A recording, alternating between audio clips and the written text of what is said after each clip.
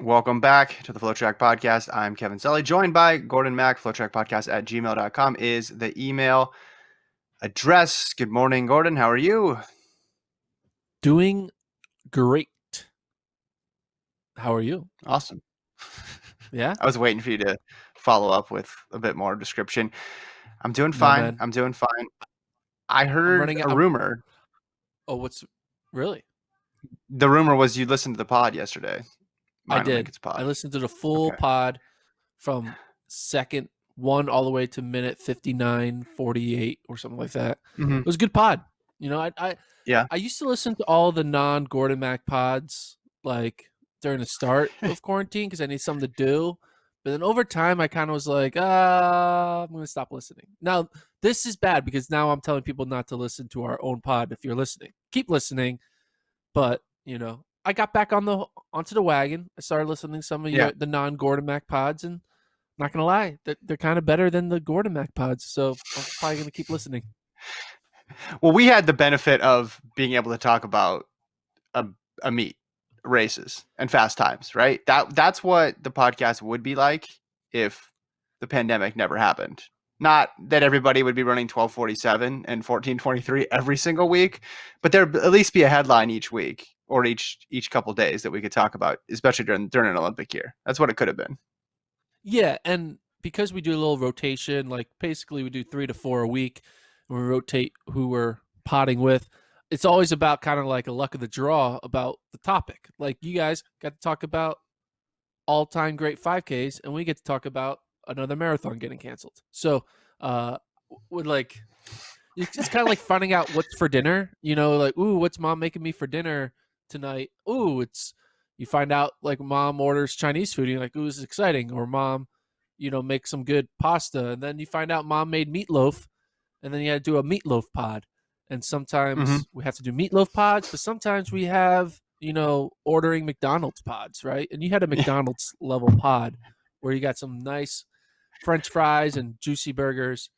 Remember McDonald's as a kid? It used to be like it felt like the best thing ever, but when you eat McDonald's as a 30-year-old, it feels like the worst thing ever. Did the food Mm-hmm. change or did we change? I think you've asked me that on this pod before, I and I have. said we changed. Yeah, yeah, yeah. We We changed. changed. Okay. We changed. Food is Yeah.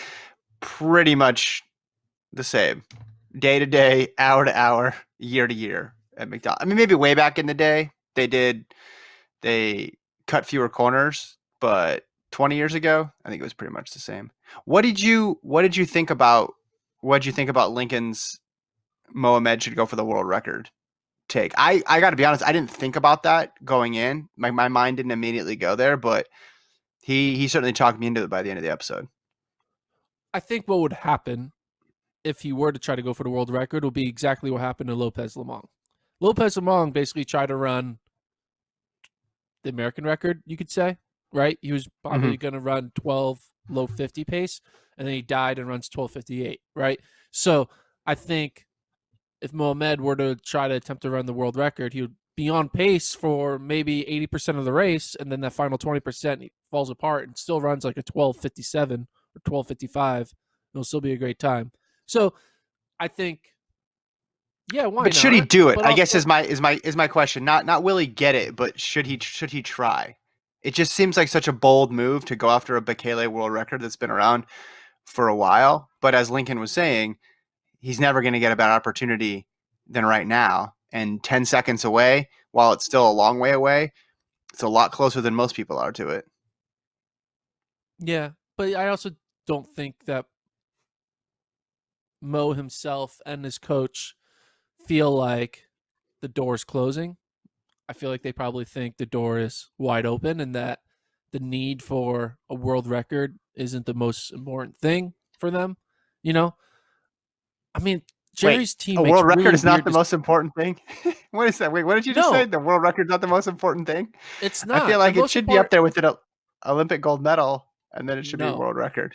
the most important thing to Jerry, I think, is being healthy and in race shape and fit to be able to make teams and do the best at the most important moments of his season.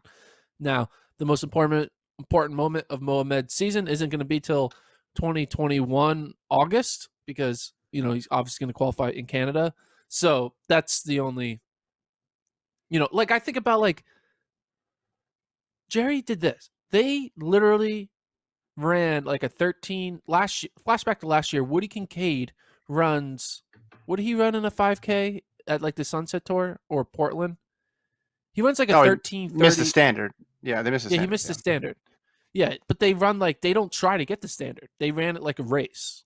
They ran like Hmm. 13:40 or 13:30, whatever. And then he goes on to get top 3 at USA's, and then he goes on to run 12 sub 13 in the 5K. So clearly he could have, but I think Jerry just does what he wants to do. I feel like he doesn't go by what we think his athletes should do. He does what Jerry thinks they should do. And if Jerry thinks Shelby should have go 2 full years without being in a fast 5K, he's going to do that because then he gets her in a fast 5K this past weekend. If Yeah. Jerry thinks Woody Kincaid isn't going to need to run the standard and he's just going to race and see what happens at USA's and get the experience of finishing top 3 at USA's, and then he'll have his 12:57 or whatever he ran, 12:58 in Portland a few months later. That's what Jerry does. It doesn't make sense because in my mind, I think, oh, Woody Kincaid, he probably could have made a world team. He could have been running in Doha and not at the Portland local track meet. But Yeah. Jerry does what Jerry does, and we just have to listen to it, I guess. I mean, maybe Jerry cares so much about the Olympics that like he doesn't care about any other in and out, like doesn't care about any other highs and lows except for the ultimate high of having the biggest Olympic team possible. And Yeah, then, and yeah, well, I mean, that's you can't really argue with the results. It's like, yeah, some people didn't get the standard last year, but he's also coached 5 men under 13. He's got Shelby Houlihan with American records in the 15 and the 5. He's got Courtney Frerichs with the steeple record and a world championship silver medal. He's got Krisha Schweizer, now the second best women's 5,000 meter runner in the country, one of the best in the world, dropping tons of time. You can't argue with it. All I'm saying is, I get it. You prioritize making teams, but there's got to be a point when you get to a certain time that gets flipped. And we're not saying, oh, Mohamed has a chance. Should he continue to chase sub 13 or some arbitrary time, or should he continue to go after these fast times and try to get this mark or knock off this thing? It's the pinnacle. It's the ultimate achievement is the world record. I'm not saying it's more important than an Olympic gold medal, but you could do both because you have one this year and then one next year. And I just think we get into this whole thing about times don't matter. But at the very, very top, the times do matter. Right? Wouldn't you agree? yeah, they do matter. And Yeah. maybe, I mean, maybe he secretly is thinking about Mo trying to get the world record, and he's waiting to see what happens in What you Monaco. say? Because aren't they trying to run a fast 5K in Monaco? Yeah, Joshua Cheptegei Yeah. is saying he's going after the world record, which is weird. Everybody's talking about Bekele like he's just he's beatable now. Lincoln, Joshua Cheptegei, everybody's taking their shots now. He's just like it's kind of like Jordan, and that's why Jordan put out. They finally just said we got to get this documentary together because there's a lot of people questioning my legacy. Bekele's got to do the last dance here and put something out. Yeah, they're going after a fast one. I don't know if they're going to go to Monaco. I thought the whole point of running these races was they wouldn't really need to travel and wouldn't need to worry about all the stuff that's going to go into effect. No, I'm just interested at the threat. Like, at what point? How close do you need to get before you think, okay, this is a worthy endeavor? Like, if you ran 12:41 or something, is what was within 4 seconds of it, or if you ran 12:39, then do you say, hey, man, I did that with this huge negative split. What if we just made the pacing a bit more ambitious? Not saying it's going to happen, but you'd at least have to entertain that thought, right? okay, so let's do some math. Mm-hmm.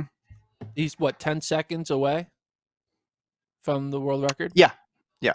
So could you argue that's the equivalent of being 3.5 seconds away from a mile world record?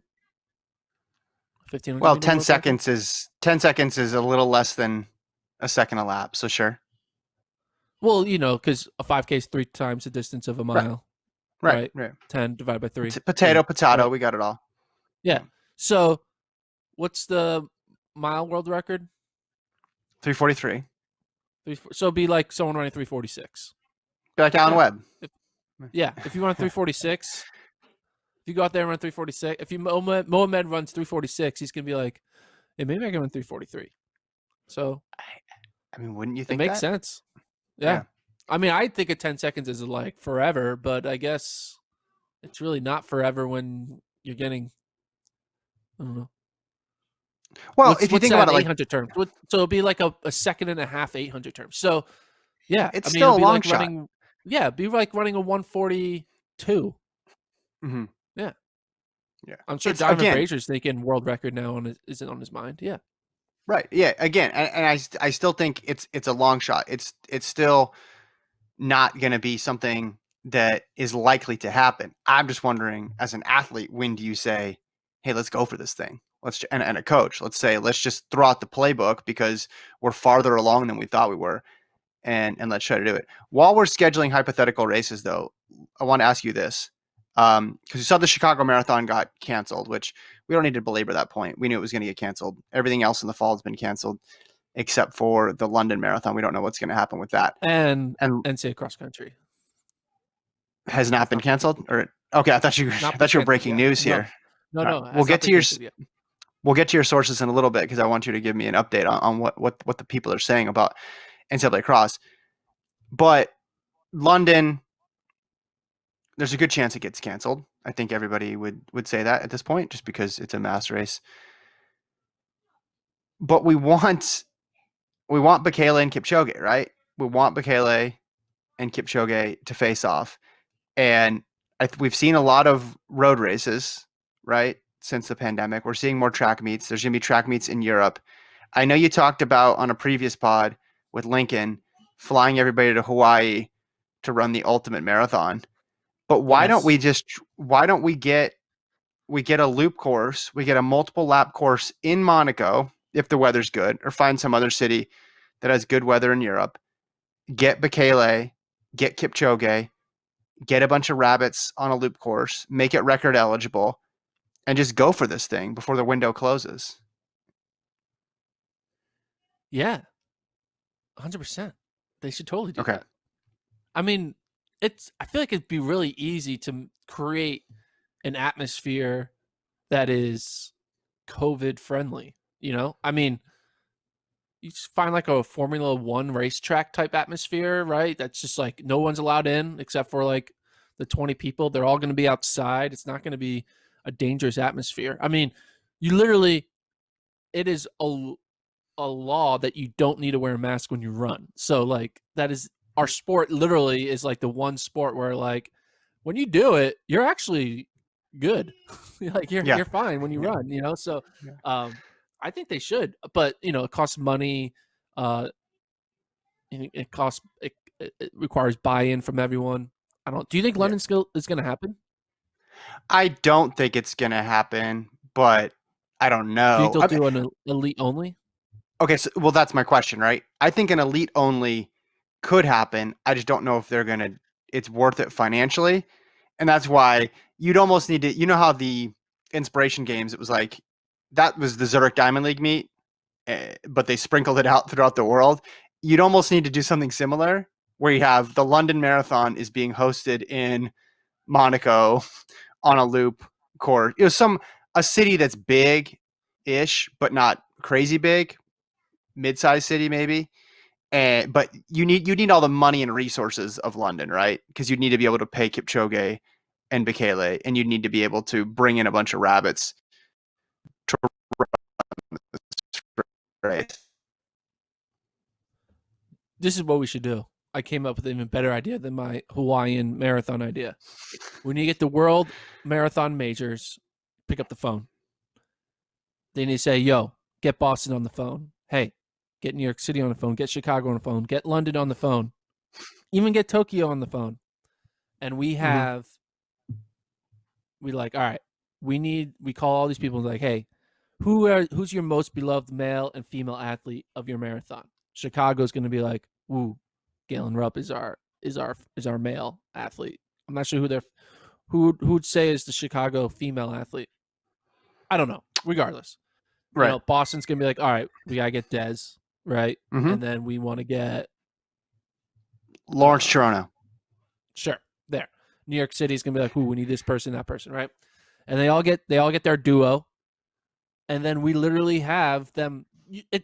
You can run a marathon in a city and not like create more risk for the people around you. If it's just you and a cameraman on a bicycle, you're not going to spread COVID. So what they need to do is they're all going to run a marathon in their respective world marathon major cities, and then we get to see them all just rip a fast marathon by themselves, and it's all going to be, not split screen, but like quad screen or quintuple screen.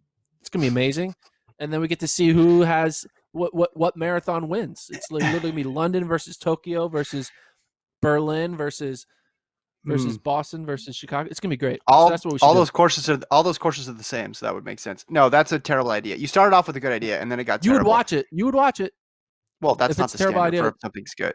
Yes, I watched a lot of it is San a Antonio standard. Spurs basketball this year before it got canceled. I'm not above watching things that drive me crazy. Listen, you started with a good idea though.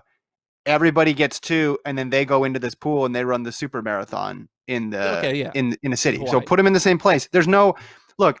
We saw it. Was it 2 months ago when the Ingebrigtsens ran that road 5K in Oslo? So you can do small road races, and again, if you don't do it in London, New York, or these massive cities, I don't think you need to worry about crowds. You may not have to worry about crowds anyway, because people might be like, wait, why do I care about these elite marathoners running through my city? I'm going to go back to bed, right? That may not even be an issue. And I think if you do it on a small enough course, you can make sure that it's safe. That's You what could I put it in a would. park that like no one's allowed to go into. Like Right. it's very Exactly. simple. That. Yeah. Yeah. I think if we don't get Kipchoge and Bekele now, I don't We're think never gonna get we're it. going to get them again when they're both in this type of form, and that's why I'd like to see it. Now, again, we don't know. London might come up with something creative, and maybe the reason they're waiting so long is because they are trying to come up with some sort of solution to this, and maybe they are trying to salvage the elite race in some form or fashion. But man, just get them if they're doing a track meet in Monaco, right? If they're doing a track meet in Monaco, you've been to Monaco. What's the weather like? I think it's runnable for a Beautiful. marathon. It's beautiful. Okay, cool. It's hot. So okay, that's not It's good. hot. We don't want hot. So beautiful and hot are contradictory terms when it comes to the marathon. Yeah, now I think about that. Sorry. No, I mean maybe it was just hot that day. I've only been there twice. Like I said, I've only been to Monaco twice. Uh, so Did you take a picture on a Maserati? Like everybody who goes there, it's like, oh, look at these cars. Everybody takes that same photograph. Did you take one of yeah, those in front of the fancy I cars? did not take a. I didn't take a photo with the fancy car. I it was my room was though on the like had a window view of like the actual like famous curve that they have for the Formula One race in Monaco, like that like Okay. sharp like 270-degree curve. I had a view of that. I don't know. I kind of yeah. I almost went to Monaco a third time, but I was like, I've been there twice. I don't need to go a third time. It's I mean I remember it's this. cool, but it's like it's not really a I don't know. Yeah, it's not. It's very beautiful. The sidewalks are You made of gotta have marble, money though, which is right? like the You gotta have worst. Which which is the worst decision of a material for a sidewalk. Marble. I mean, come on, it's not great for running. I was like running, and I was like, why? This is slippery. Like, and then I had to like move away to go somewhere else. I was like, why do they make marble sidewalks? Um, yeah, I mean, it's a cool place. It felt like I was what? inside of a postcard. Yeah. It seems like you have to have money to really enjoy yourself there. Correct? Oh yeah, I mean, yeah, Yeah. I didn't like go out to any restaurant. I was just like only eating Yeah. the hotel food and like I didn't really tourist it. Like I didn't try to go on a yacht or on a boat. I just walked around, and I was by myself, Yeah. so I'm like, whatever. Yeah. It's like going down to Las Vegas Strip when you're 14. It's like, oh, there's all this cool stuff and I can't do any of it. But in this case, you were 25 and just didn't have enough money. So, and we're in Monaco. What are you hearing in terms of NCAA stuff? What's the latest? Anything you can report or not report? Yeah. So obviously we know last week there's some big like movement, right? Big Ten, Pac-12 went to conference only football schedule. which is kind of confusing. So what does that mean for cross country? Because cross country is a sport that doesn't have like an official like team schedule. Mm-hmm. Patriot League and Ivy League cancel their seasons. Speaking of that, I'll get to it. Patriot League and Ivy League canceling their seasons. The Northeast and Mid Atlantic region is going to turn like they need to combine it, like because they're just losing like all of their good teams because that's where they all like no Ivy League and no uh Patriot League. It's just like there's Patriot. like yeah, there's no like if another like team from that area, like dare I say it, Big East were to cancel their fall sports, then it's going to be like the 10th best like Northeast team is going to become the second best Northeast team because it'll just be Mm-hmm. Syracuse and Iona or whatever. But so yeah. Anyway, obviously there's all these movements. I talked to a Big East coach. Big East coach said that they're meeting tomorrow to discuss Olympic sports. Obviously, the Big East cross country coaches are going to be, hey, don't cancel our season. We want to have it, right? But the thing about Big East, which is a unique one, Big East isn't a Power 5 football, right? And Mm-hmm. I can see Big East like now this is just me. I'm not reporting this. But I can see Big East canceling fall sports because they probably look at football as a loss anyway, right? They probably don't make money. I mean, you saw what happened to is UConn in the AAC? I don't know if UConn was UConn a Big East school. I don't AAC. know. AAC. Anyway, but the Big East, like Villanova football, isn't making money. It's Villanova basketball. So I could see Big East like cancel fall sports and then say, hey, winter sports are delayed to January 1 or whatever. And if that were to happen, that would be huge for cross country. Because think about it. There's no Providence. There's no Villanova. There's no Georgetown. Like, and that would have a big, because right now, losing Army, Navy, Lehigh, Cornell, Princeton, like it does matter. And there's a few like at large teams that make it or like automatic qualified teams that make it, but it's not right now. We haven't seen like a title contending team, podium contending team, or top 20 contending individual get like removed from the field. And I think Mm-hmm. if Big East were to get removed, that's taking out a Villanova, you're taking out Georgetown, you're taking out some good perennial like national qualifying teams that can throw up top 10 type performances. That would be devastating. So Big East is meeting on Wednesday to talk about that. Again, I have no idea which way they're going to go. I'm thinking more worst case scenario than best case scenario. I did just get a text though from a Big Ten coach. They met on a call this morning, and as of right now, the Big Ten is committed to trying to make sure they have a football season and have Olympic sports happen. So that was Mm-hmm. like, I think this is the thing is like when the news happens that Ivy League is canceled, that Patriot League is canceled, that these conferences are going conference only. I think our brains as fans and just as people think, oh, this is the domino. It's going to get canceled. Like everything, all bad news. Like it's just one on one. When eventually it's all just going to drop, right? But I think that because no one, Big Ten isn't going to come out and say, we are doing everything we can to have a season because that's not newsworthy, right? Like Right. these conferences are trying really hard to make sure they have it. Like they're not just like waiting to like cancel. Like these conferences need this money and they need to have it. And if they don't have it, it's like, you know, it's like one of those, it's kind of like, you can shut down the economy to save us, but then there's a point when you shut down an economy for too long and then it's worse, right? When everyone's in poverty, it's not better than, everyone being sick, whatever, regardless. Well, But yeah. yeah, what I'm trying to say is Big Ten right now is Correction committed. here. Yeah, UConn's back in the they're back in the Big East. yeah. AAC to Big East. I think of this from the perspective of not like, oh, this team's gone, that's going to leave a big hole in this region or that meet. I just see it with each conference, it gets closer and closer to pushing a Power 5 conference, and then once it pushes a Power 5 conference, then you're going to have the rest of those 5, right?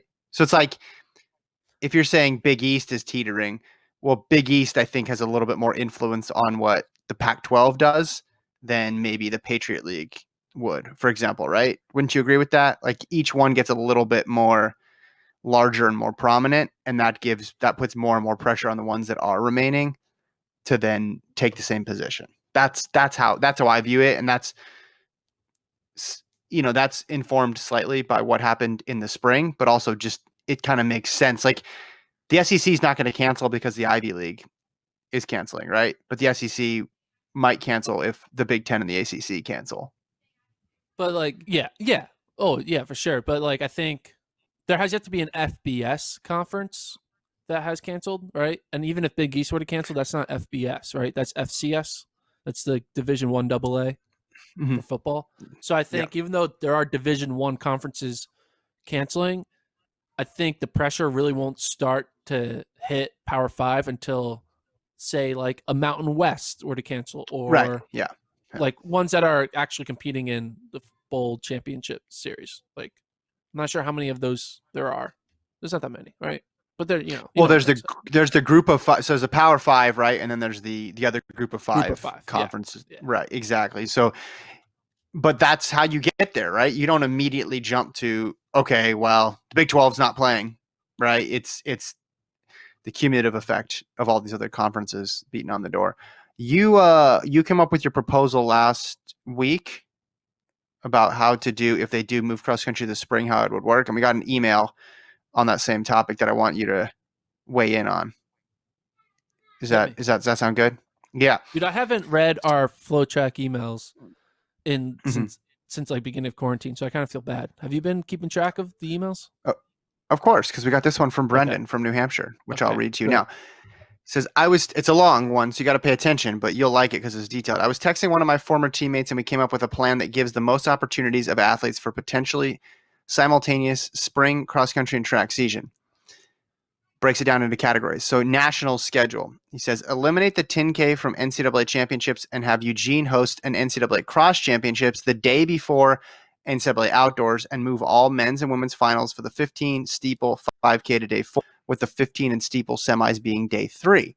This allows for a minimum of 2 days rest in between cross and another event if the athletes choose to double back, as opposed to 1 day for athletes attempting a 10K 5K double. Qualifying for NCAA outdoors. For 800 and below and field events, everything is the same as normal with east-west prelims. For the 15 steeple 5K events most likely impacted by runners in cross country, those events will be qualified by the best marks, as it is for indoors. 5 additional spots in the 5K will be added for the top 5 finishers in the cross country championships who are not scheduled to run in an event on the track. Qualifying for NCAA cross. Same 9 regions as normal, but top 3 teams from each region plus individuals in the top 25 qualify. While this hurts the deeper regions as far as sending teams to nationals, it likely won't impact the quality of the meet or podium finishers anyway. Additional rule to keep some semblance of normal cross-country season: teams must compete in a minimum of 2 regular season meets, 3 team minimum, aside from NCAA regionals or conference championship meets, to be eligible for the NCAA meet.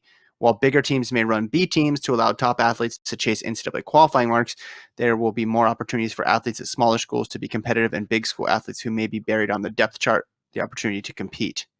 That's it. That's Brendan from New Hampshire. The email. All right, so it's a lot. It's a lot. I'm sure most of our listeners or viewers probably got lost in the middle of that 4-paragraph proposal.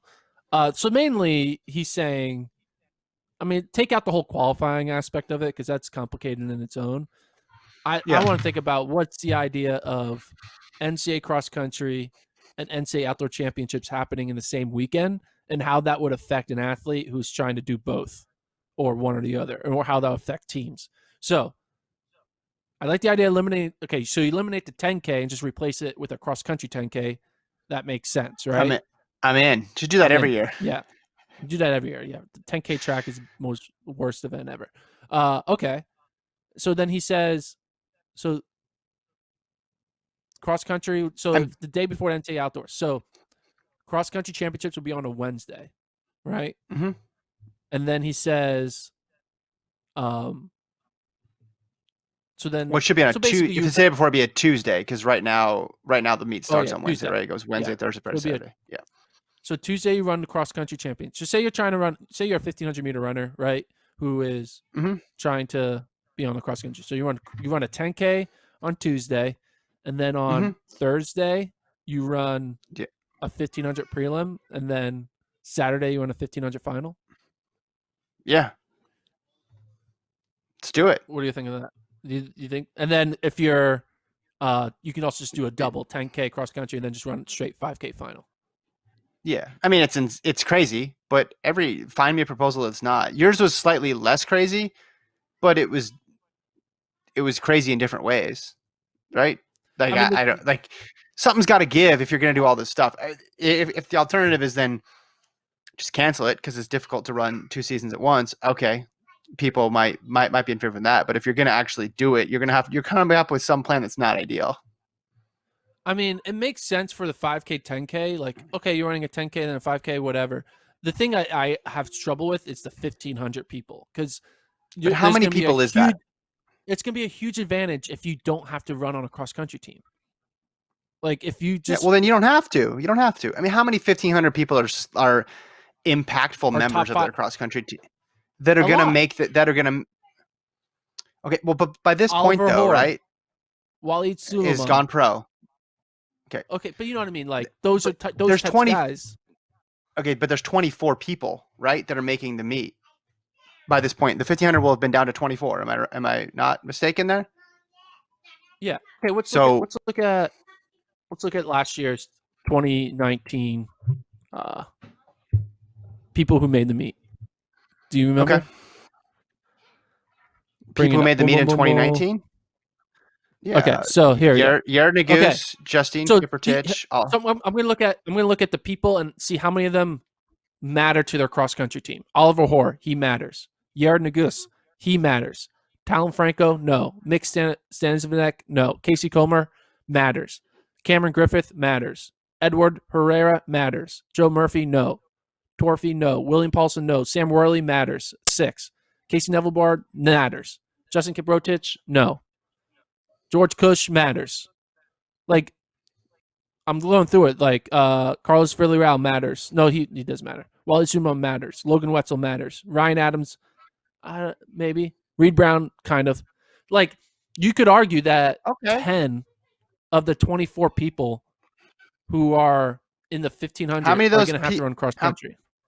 I know, but how many of those people impacted the NCAA cross country championships?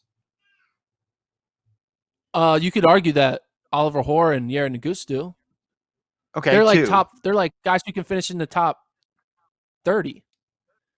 If you take a top 30 guy off your team, you go from being like a top 10 team to being like a 20th place team.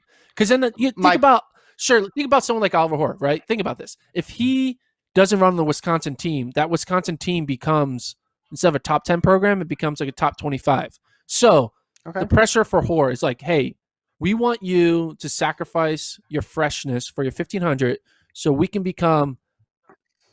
jump from 25th place to 12th place, right? That's going to be hard sell to Oliver Hoare. Hold Be like, on. yeah, Hold on. we're going to go from Hold on. 25th to 12th. So now you're standing up for the health and well-being of Oliver Hoare when 2 indoor seasons ago you had Oliver Hoare signed up for the mile, the DMR, the 3K, and the poor guy did all of them and looked like a zombie by the end. And now you're worried about Oliver Hoare over racing in this hypothetical scenario of which he's not even in college anymore. He's not even competing Okay, Yair collegiately Nagus. anymore. Yair Nagus is a perfect example. Notre Dame men have a shot to be a podium team for sure, but they're not going to be a Okay. podium team if Yair isn't running. They're not. The So the thing that you're missing, that's an interesting. you're not looking. You should be. Your stronger argument would be with the women. Your stronger argument would be with the women because even though it is 6K, you're getting a lot of 1,500-meter runners there, right? Jessica Sure. Hull really mattered in terms of when she ran cross, right? Someone like the That Danny Stanford women, Jones, Ella Donahue, Danny Ella Jones, Donahue, Jessica Lawson, yeah. yeah, yeah, yeah. But it's my point is there's going to be multiple people impacted by whatever plan you choose. It's just a matter of who you want to disrupt, who you want to make it difficult on, right? Because your plan, if you're stretching it out, if you're basically running the season in April, right, which is your plan, well, that's still putting a toll on people. It just might be a different type of toll. What do you think about But I their feel like the qualifying toll plan? of having to go hard in April isn't going to affect your June performance the same way going hard on a Tuesday is going to affect your Thursday performance. A lot of people with stress fractures might disagree with you. What do you think of his qualifying thoughts? So kept everything the same. So he basically took away regionals. Is that what he Yep. did? Yep. Yep. Took away like prelim. Took away outdoor prelims for distance events. Mm-hmm. Dude, I'm okay with that. We don't need outdoor prelims for distance events. Okay. So you're with him But on the that one. hard but the one negative though is then you have to run fast during the regular season. And when are you going to Mm-hmm. do that? Like when are you going to run a fast 5K? Because if it's only going to be if it's only going to be like top 24, Yeah. like Here's what I you think. have to make sure you get a top 24 mark. Here's what I think is going to happen. And I don't know this. I didn't talk to anybody, but here's what I think is going to happen. I think if they don't do cross country in the fall, they're going to wait till next fall, because I think they'll look at this and they'll say, if we do this way, we're watering down track and we're watering down cross country. Why don't we just do one thing well and then do cross country in 2021? I think that's what they would do. Yeah. I think You're the saying they would coaches would just be for cancel that it. too. I'm saying They they would wouldn't just try to cancel do it. it. Yeah. Because then also like there's the eligibility issue. Like, do you want to waste a year of eligibility on this weird cross country performance? Yeah. I was And talking. go ahead. I was talking to a coach who said that they would consider redshirting their entire team. This is like a prominent distance program coach, because say they did have this season this year, and there's like these crazy protocols, and say one of your top 5 athletes gets an asymptomatic COVID case on November 3rd, Yeah. and like Yeah. they don't have a cough, but it's like, hey, you're out, and it's like, what, like, like, do you want to? So basically, you use their season of eligibility all for them to not to be able to compete. Like that Yeah. would be the worst waste of it, because in cross country eligibility is such an important factor, right? It's like you want to make sure you use your 4 years at the right moment, right? And Mm-hmm. if even that, and then you also think about what the season even gets canceled, right? What if you have a regular Yeah. season and then what happens indoor happens, right? And then you're like, wow, we just wasted a year of cross country eligibility so they could compete at the Nutty Comb Invite. You'll be like, oh Yeah. my god, Yeah. like, you know, I mean, I personally think, yeah. Well, exactly. I'd be worried about both those scenarios, but the one that jumped out to me immediately was the season getting canceled, because that's entirely 100. That's 100% out of your control. Because you could have done everything right, and you could be in awesome shape, and you could be right there in Stillwater the day before, and something could happen, and the whole thing could get pulled. So yeah, like think of all the races that went into the indoor season on both the men's and women's distance, like just to get the like all the work, all the flying they did across the country to run fast times, be it in Seattle or Boston or wherever it was, and then right up to the precipice, and you can't run the national championships. That's what I would be concerned about. That's what would keep me up at night. But these coaches I they're mean, risk averse in general, so I don't think they'd be like, oh yeah, let's throw let's have our top runner run 4 10Ks over the span of 2 months. Even though you and I would be like, well, they can do that. Back in the day, they did that all the time. I think they would just say, you know what, we're redshirting it, or we're gonna put these runners into cross and these runners into track. Or if given the vote, given the choice, they would just say, let's just start over with cross country in the fall. do you know what I think is going to happen? I think that Mm. uh we a team say we did have cross country. I like to think that we're going to have it. I'm going to think positive. On July 14th, I'm thinking we're having cross country. Screw it. No negativity on today, July 14th. All right. So say we do have a cross country season. I think that what's going to happen is coaches are going to be on their toes. They're going to be like on edge, because they're going to be like, we don't want to screw up our team's chances, right? And I think every athlete who has a red shirt left, like can still red shirt, like they haven't used up their red shirt year, won't run the regular season. They will Mm-hmm. probably do like simulated races at home, but they will. If say you're like a top 5 guy too, you have to be like a top 5 Or run person or like unattached. a scorer. You should run unattached. You run Right? unattached, right? So you make sure you're getting the season going and you're staying in race shape and all that stuff, and then you don't pull the red shirt literally until the morning of NCAAs because you want to be able to preserve the catastrophe of a season getting canceled and not waste a season on people who can't. Like if you're a 5th year, you got to run anyway. There's no point of being cautious because you're not gonna get it back Mhm. anyway. But if you're a person who's like a true junior and you could use that extra year, I think like you look at like NAU, right? Luis Grijalva hasn't redshirted yet. Nico Young obviously hasn't redshirted yet, and Drew Bosley. Those are 3 people who have redshirt left. They probably, if NAU were to do this, those 3 people, even though they're top 5 guys, they probably won't run until NCAAs. Because if the season gets canceled, then all their red shirts are stayed available, right? But if the season doesn't get canceled, they just race them when it matters most, which is the last meet anyway. They don't need to race them at Nuttycombe. That's what I think would happen. It'd be interesting gamesmanship too, because what it would allow you to do if other teams showed their cards earlier, you'd have a better idea of what everybody else is doing in terms of red shirts as well. Yeah. And maybe you think, hey, this field is really watered down because these people aren't running. And then you get to the start line and it turns out everybody's running because everybody listened to this podcast and everyone followed Gordon's advice for the first time in history. And it's just a star-studded field on the line in Stillwater, and they're all making their season debut at the same time. Yeah, I just think that a lot of coaches are going to be are going to basically sabotage their own regular season out of fear of eligibility getting pulled. So they're just going to that's why I think if they want to try to find a way to be performative with their COVID safety measures, just say, hey, cross country. All right. No regular season. You guys start cross country on October 25th during conferences. And then you do a 3-week cross country season. Right? Boom. I mean, coaches are gonna be like, no, we need to have meets and all this stuff. But I think the best teams, that's what the best team season doesn't start till conferences anyway. And so for some, it doesn't start till regionals if like you have a shitty conference, right? But yeah, I think that coaches are gonna self regulate their own regular season based on the fear of COVID. Not the fear of the disease, but the fear of the disease canceling a season.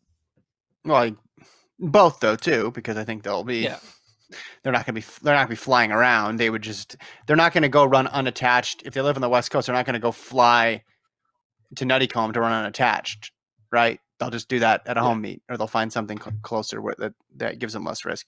One more story I want to get to before we go. This is a headline. Usain Bolt says he might come back if his coach asks him.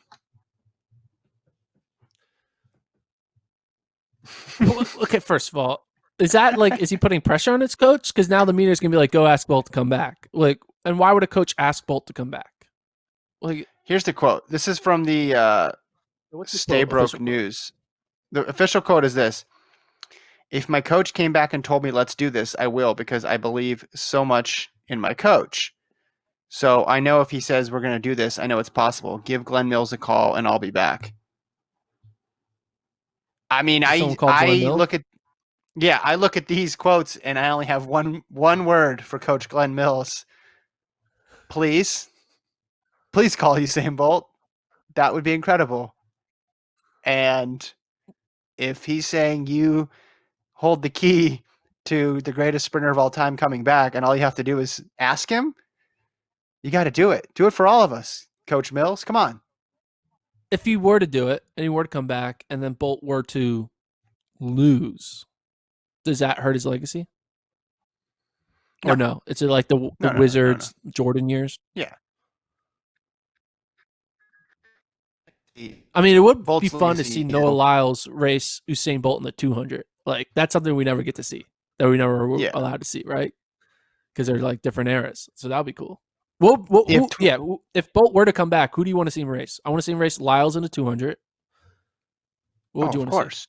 Yeah, I mean, you want to see him. That would be it. That would be the main attraction. You've already seen him race Coleman and Gatlin, obviously, a whole bunch, but he never got really to race. Lyles. I don't put a lot of stock into this just because the way things ended. I think in 2017, if he went out on top, I think he would have potentially come back or entertained more of a comeback.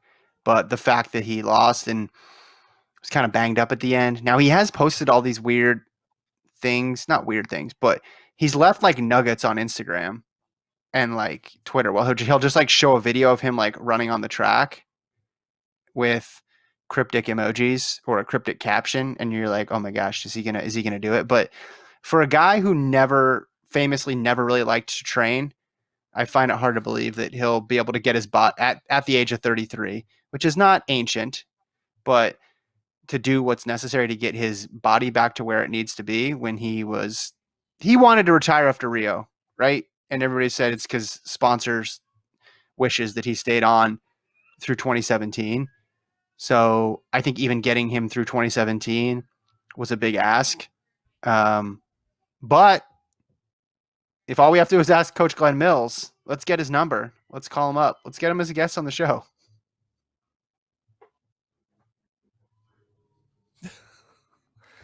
Have you ever met Glenn Mills? No, have you? Yeah, he's a big dude. What would he Very say? intimidating. What I would don't he know. say if you asked him? Okay. I mean, do you think? I mean, Glenn Mills. I mean, he should be. He probably get a paycheck, right? I'm sure if he was coaching Bolt again, he probably get some good old like coaching dollars, right? Well, he probably knows Glenn Mills is a very honest person and would tell him 100% if You he's can't do fit this. and ready to come back. So he's just maybe someone would call Coach Glenn Mills and say, "Hey, should Bolt come back?" Like, no. Have you seen that guy? He hasn't run in 3 years. I had to That's true. I had to drag him to do 2017, kicking and screaming. Is it? Could you say that Usain Bolt is the greatest, laziest athlete of all time?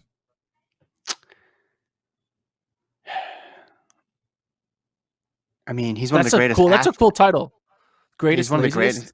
greatest. He's one of the greatest athletes of all time. Didn't you always think that stuff was kind of? I mean, I know he didn't like to train, but he like did it, right? So he just was kind of public about grumbling. I don't know Yeah. how. I don't believe you I can mean, you still run. have yeah. I It's don't not like believe he's you can eating run nine. cheeseburgers. Yeah. I think he played a lot of that stuff up, like the chicken nuggets thing, you know, Yeah. and eating fast food in the Olympic Village and all that other stuff. Like he played that up uh, a bit, and I think he was always seen in contrast to Johan Blake, which Johan Blake's he was the beast, right? And his whole thing was he's just this maniacal worker, and he's going 100% all the time at the track. And Bolt was just way more laid back and didn't see it like I'll be ready when I'm Yeah. ready. But yeah, I don't believe you can go 1919 and 958 without. Be lazy. without Yeah. No. yeah, I mean, maybe it's performatively lazy. It's not actually because he's still you don't show up and do that without putting in years and years of work. yeah. But I do believe he didn't like it. I do believe when he says I just didn't like this, like I don't like training. Because when people would ask, "Oh, are you gonna do the 400?" He's just like, "No, it's like way too much work. Like I'm not gonna do that." Like I do believe that part of it of him just saying, "Hey, I like it because I win races and I get money and I get medals and it's fun to race, but I don't like training." I believe that because isn't that isn't that attitude like 85% of people in track and field, just in general on Yeah. I any mean, level? it was my attitude. I hated Yeah, training. I only did it but because I was somewhat good at it. Yeah.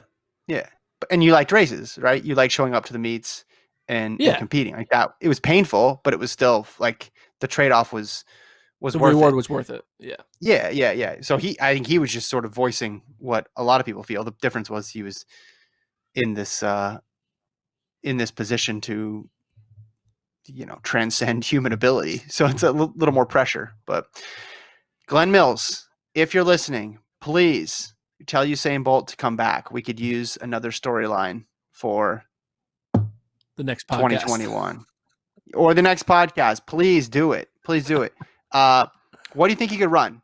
100 right now. What do you think Bolt could run? Like tomorrow or with 6 months of training? With 6 months training, by next Olympics, how fast do you think he could run? I think he could run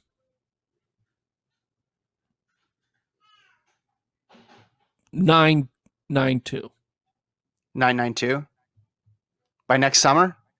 Yeah. I think you go a little faster if the body's cooperating. That's the big if. If the body's cooperating. Well, I want to that's see not. it. Oh, I'm taking that into. I'm taking that into account Okay. with Okay. body That's fair. cooperating. Yeah. I think I want to 992 see is it. fair, dude. I think if someone can take 3 years off and then come back around 992, that is impressive. I don't think that's not Yeah. impressive. Like that, 992 is He's fast. rested. He's healed up. Is he in shape? I get like, is he doing cardio? Did he join a? Is he doing Orange Theory or something? I don't know what's going on with him. He ran that 40 at the football at the Super Bowl, right? A couple years ago, or that when was that? I've lost track of all time. Anyway, Yeah, that's it. I'm sorry. That's a bad way to end the show, but I can't remember when Usain Bolt ran that 40. did you and Lincoln have a little party for the 100th episode? No, I don't think we realized it until after. I heard you guys talk about it, and it was like 101 or 99. It wasn't 100, right? When you and him were on. Yeah, because Lincoln mislabeled, so we had to go back and fix it. Everything shifted Classic. up one. You would have been invited if we had a party. Okay. We did not have a party. Yeah. When we're able to see everybody again in the same room, we'll have a rap party or something for season 1 or 2 or whatever season we're on. We'll have a party when we do a podcast on like February 20th of 2021 when it's a full year of podcasts. Okay, that sounds good. The 1 year anniversary pod. Yeah. It's a good idea. All right. We talk about all of we kind of rate all of our takes. We say this is bad take, good take. Oof. We'll There's have a lot of them. scoring system. Yeah. The Hawaiian Marathon featuring Gordon Mack. All right. That's a great FloTrack Podcast. FloTrack Podcast at gmail.com. Thanks to Alon for producing. For my co-host Gordon Mack, I'm Kevin Sully. We'll talk to you guys next time.